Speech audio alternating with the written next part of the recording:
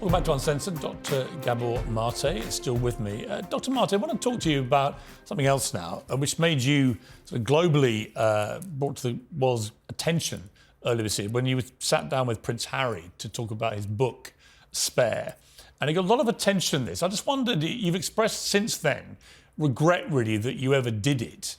Why do you feel that way? I expressed regret, not about the having done the interview, but the way I agreed that it would be conducted. What I mean by that is I had a strong sense that this interview should be free for everybody. It should be a service to the public. It was a great discussion. I really enjoyed meeting Harry. I found him to be humble and sincere and genuinely interested in promoting mental health and looking at the trauma that underlies people's mental health issues.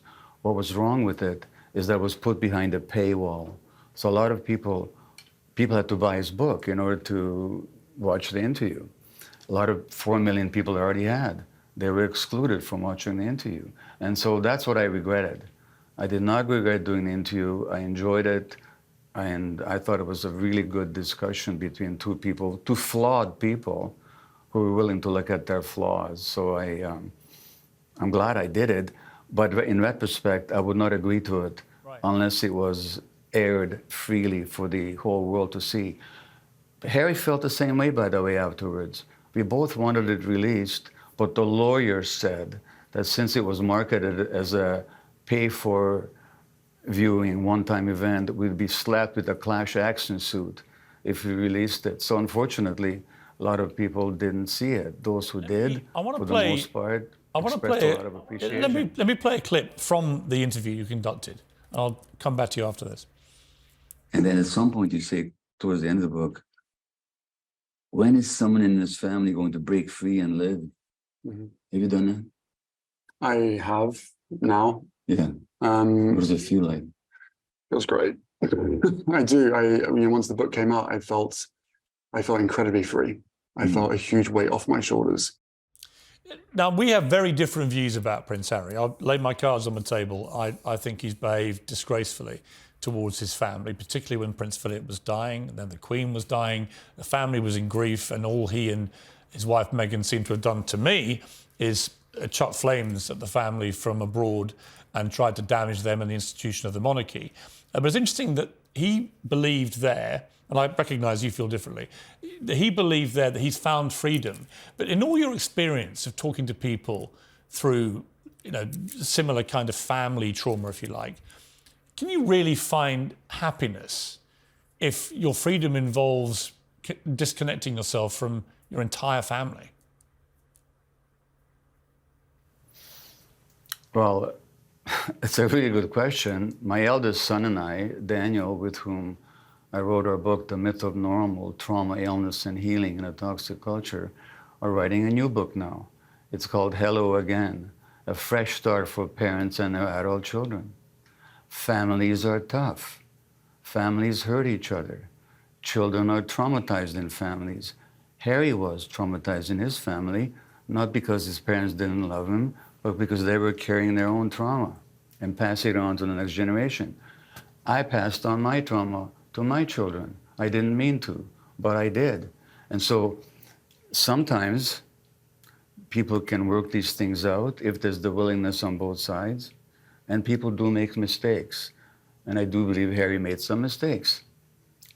That goes both ways.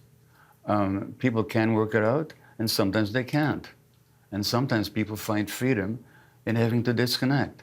In the book, The Myth of Normal, I talk about this tension that we all have between authentic and belonging, attachment and authenticity. If we can belong and connect and be our true selves, that's ideal.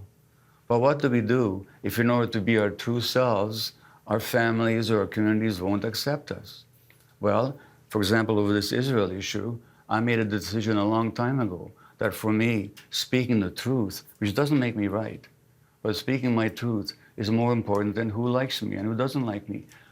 In 1967, I wrote an article after the war arguing by that time that Israel had occupied these territories quite deliberately and then never give them back. My father kicked me out of the house. I accepted that. Now, my father later on came around and actually agreed with me. But I made a decision that to be myself and to speak my truth, I'm willing to break the contact if that's what it took.